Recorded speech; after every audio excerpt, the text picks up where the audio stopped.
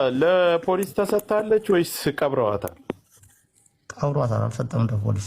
በሳውዲ አረቢያ የሚኖሩ አብዛኞቹ ኢትዮጵያውያኖች የሰፈር ሰው ወይንም ደግሞ የአንድ አካባቢ ሰው ስለሆኑ ወይ በዝምድና ወይ በዘር አለ አይደለ ወይ በጓደኝነት የተጣመሩ ስለሆነ የፈለገ ያክል እንኳን ወንጀል እየተሰራ እያየ እየሰሙ እንኳን ያንን ወንጀለኛ አሳልፈው መስጠት አይፈልጉም ማለት ነው። ለምን ብትሉ አንድ በራሳቸው ላይ ጉዳት ያደርስብናል ስለሚያስቡ፣ ሁለት ደግሞ በእነሱ ላይ እንኳን ጉዳት ማድረስ ባይችሉ በቤተሰቦቻችን ላይ እርምጃ ሊወሰድብን ይችላል ብለው ስለሚፈሩ ብዙ ጊዜ ወንጀልን ይደብቃሉ። ወንጀልን አዳፍነው እንዲቀሩ ይገደዳሉ ማለት ነው።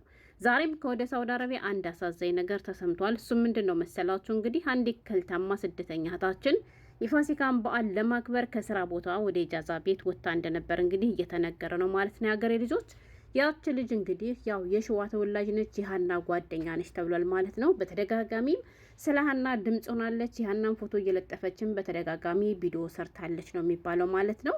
እንግዲህ ቪዲዮዋን እንድታጠፋ ወይንም ደግሞ ለሀና ድምጽ እንዳትሆን ብዙ ጊዜ ዛቻ አድርሶባት ነበር። እሷ ግን ሰው ስለሆነች የእህቷ ስሜት ስለተሰማት የእህቷ ህመም ስላመማት ለምን ብላ ቪዲዮንም አላጠፋም ድምጽ ከመሆንም ወደ ኋላ አልልም በማለት እንግዲህ ፎቶውንም ሆነ ቪዲዮን አልደለተችም ነበር አሉ። እንግዲህ በዚያ ሁኔታ ውስጥ እንዳለች ልጅቱ ያው በዓል ደረሰና በዓልን ለማክበር ወደ ኢጃዛ ቤት ወጣች። ገና ግን ኢጃዛ ከመውረዷ በፊት የት ነው ማረፊያዋ፣ የት ነው ኢጃዛ ቦታዋ፣ እነማን ናቸው ጓደኞቿ የሚሉትን የሀና ደላሎች አንድ ባንድ እንግዲህ የልጅቱን መውጫና መግቢያ ጥንተው እንደነበር ነው እየተነገረ ያለው ማለት ነው። እንግዲህ ውድ ቤተሰቦች ያቺ ልጅ የፋሲካን በዓል ለማክበር በዚሁ ኢጃዛ ቤት እንደወረደች ሳትመለስ ቀርታለች ማለት ነው። ከዛም እንግዲህ ልጅቷ እንደሞተች ተነግሯል።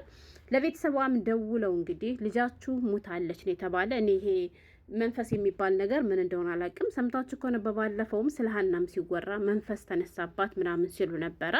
እና ይችን ልጅም እንግዲህ እንዴት ሞተች? ልጃችን ጤነኛ አይደለች እንዴ? ማታ ወርተናት አይደለ? ቀን አይተናት አይደለ? እንዴት ትሞታለች? አልታመመችም እኮ ተብሎ ሲጠየቁ የገደላት መንፈስ ነው ተብሎ ነው ያለው። ነገር ግን እውነታው ሌላ እንደሆነ እየተነገረ ያለ ሀገሬ ልጆች። እሱም ምንድነው ደላሎቹ እርምጃ ወስደውባት እንግዲህ ለመሞቷ ምክንያት እነሱ እንደሆነ እየተነገሩ ነው።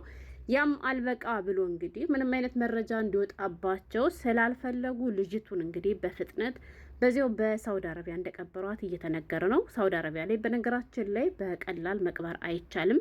ቢያንስ እስከ 6 ወር እንግዲህ ህጉ ይፈቅዳል ነው የሚባለው። የኔ ባይ እስከሚመጣ ድረስ ይጠብቃል ነው የሚባለው። የኔ ባይ ካልመጣ ግን ከ6 ወር በኋላ በዚያው ባለችበት ሀገር ይቀበራል ወይም ትቀበራለች ነው የሚባለው።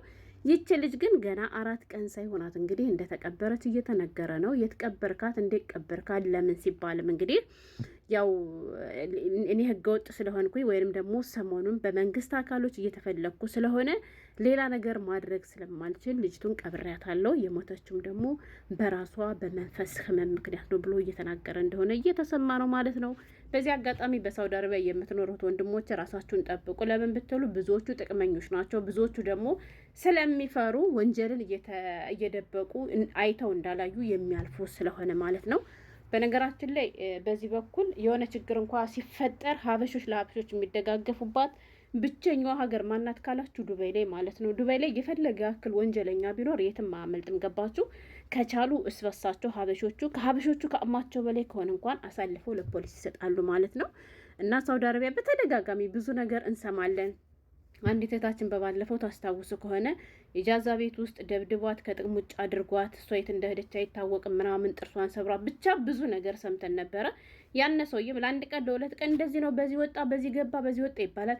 ከዚያ ራሳቸው ድፍንፍን አድርገው ስለሚያስቀሯት ወንጀለኛው በነጻነት ይኖራል። ማን ነው የሚጎዳ? ጉዳት የሚደርስባቸው እህቶቻችን ወንድሞቻችን። ያችን ልጅም ከጥቅም ውጭ ነው በሌላ ቀን ቀጥታ ላይ ብላይ ገብታ እንደዚህ አድርጎኝ እንደዚህ ሁኝ ብላ ኢትዮጵያ እንደገባች ስትናገር ሰምተናል ማለት ነው። ፖሊስ ይዟት ወድቃ አግኝተዋት እነሱ አሳክመው እንግዲህ ባዶቹ ማለት ነው የሌላ ሀገር ዜጎች አሳክመዋት ከዚያ በኋላም ህገ ወጥ ስለሆነች ወደ ሀገሯ በሰላም እንዳሳፈሯት እሷም በሰላም ሀገሯ እንደገባች ሰምተናል። እሱ ግን በነጻነት አሁን ድረስ ሳውዲ አረቢያ ላይ ቁጭ ብሎ ይሰራል ማለት ነው። ስለዚህ እባካችሁ በቻላችሁት አቅም ወንጀለኛን አይታችሁ ዝም አትበሉ፣ ወንጀለኛን አሸፍኑ። ምክንያቱም ነግነኔ በማለት ይሄን ነገር አጋልጣችሁ ስጡ። ይችታችንም እንግዲህ ለሀና ድምጽ ስለሆነች ነው ይሄ ነገር የደረሰባት ተብሏል። እና እውነት ለመናገር በጣም ያሳዝናል። አሁንም ቢሆን ስለዚህ ሰውዬ የምታውቁ ሰዎች ራሳችሁን ጠብቁ ነው። በተለይ ደግሞ ስለ ሀና ድምጽ የሆናችሁ አይታችኋል እንግዲህ አቡ ፋኖን ያው ደላሎች ጥሩ ገቢ ስለሚያገኙ ከመንግስት አካላት ጋር ከኤምባሲዎች ጋር ተመሳጥረው ለኤምባሲዎች በዛ ያለ ድርሃም ሰጥተው ነው አቡ ፋኖን ከኢትዮጵያ ከዱባይ እንዲወጣ ያደረጉት ራሱ እየተባለ ነው። እንዲሁም ደግሞ ጥቅመኞቹ ስለሚበዙ አቡ ፋኖን የራሱ ያገሩ የአካባቢው ተወላጅ አንድ የወረባቦ ተወላጅ እንግዲህ ለሰይድ ምን እንዳለው ሪከርድ ከፍቶ እያሰማ ሰምቼ ነበረ ማለት ነው። ከነሱም አልፎ እንግዲህ በቤተሰቦቻቸው ላይ እርምጃ እንደሚወስዱባቸው እነዚህ ሆዳም ደላሎች ሁልጊዜ ይናገራሉ ማለት ነው። ከሰይድ ለም የሰማሁት እሱን ነው።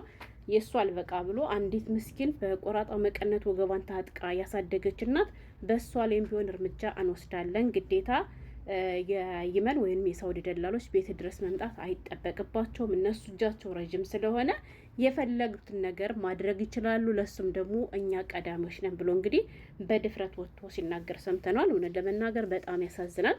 ሰው ወንጀለኛን አሳልፎ መስጠት ሲገባው ለወንጀለኛ ይሄን ያክል ለመቆም መሯሯጣቸው በጣም ያሳፍራል ማለት ነው። እና እንግዲህ ልጅቱ ተቀብራለች እየተባለ ነው።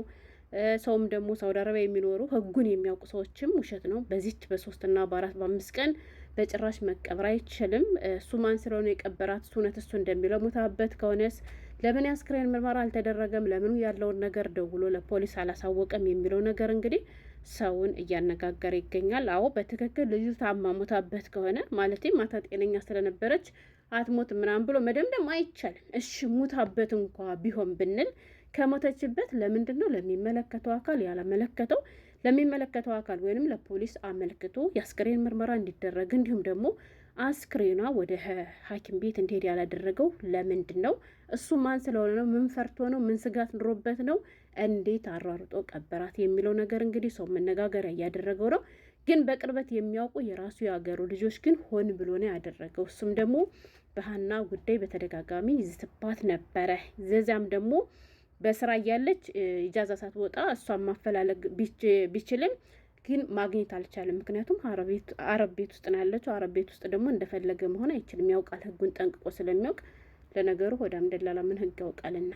ስለዚህ ያው ልጅቷ ህገ ወጥ ስለሆነች ህገ ወጥም ብትሆን ደግሞ አንድ ቀን ጠብቃ ኢጃዛ መውረዷ እንደማይቀር ስላወቀ ዋናው እንግዲህ ትኩረት ያደረገው እነማናቸው ጓደኞቿ፣ የኢጃዛ ቤቱ ከማን ጋር ነው የሚለውን ነበር ማጣራት የጀመረው። እሱንም እንግዲህ ገና እሷ ከመውረዷ በፊት የፋሲካ ቀን ትወርዳለች ብሎ አስቦ ስለነበረ ባሰበው መሰረትም እንግዲህ እሱ እቅዱ ተሳክቶለት በልጅቱ ላይ እርምጃ ወስዶ እንደዚህ አድርጓታል እየተባለ ነው። ለመናገር በጣም ያሳዝናል።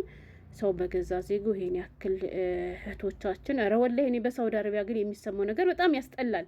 ማለት አንዴ ሁለቴ አይደለም። ለምን ብትሉ እንዳልኳችሁ ትስስር ናቸው። ገባችሁ?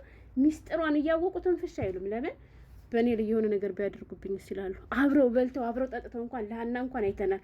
አብረው እየጨፈሩ አብረው በኮመንት የኔ እህት የኔ ወርቅ እንኳን እየተባባሉ አይተን፣ ኧረ አላቃትም አንድ ቀን ብቻ ነው ከስተምሬ ናት ምናምን የሚሉ ዜጎች ናቸው ሳውዲ አረቢያ ላይ ያሉ ማለት ነው። በተለይ እነዚህ ወሎዬ የሸዋ ልጆች ምናምን ማለት ነው። እና በጣም ያሳዝናል የሀገሬ ልጆች።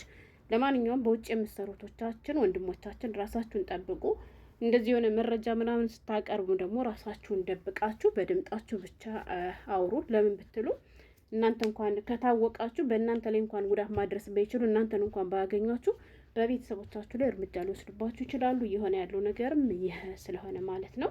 እና የሰማሁት ነገር ስላሳዘነኝ በዚህ ጉዳይ ነው የመጣው። ስለተከታተላችሁ ያመሰግናለሁ። በሌላ ቪዲዮ እስከምንገናኝ ሰላም ሁኑልኝ።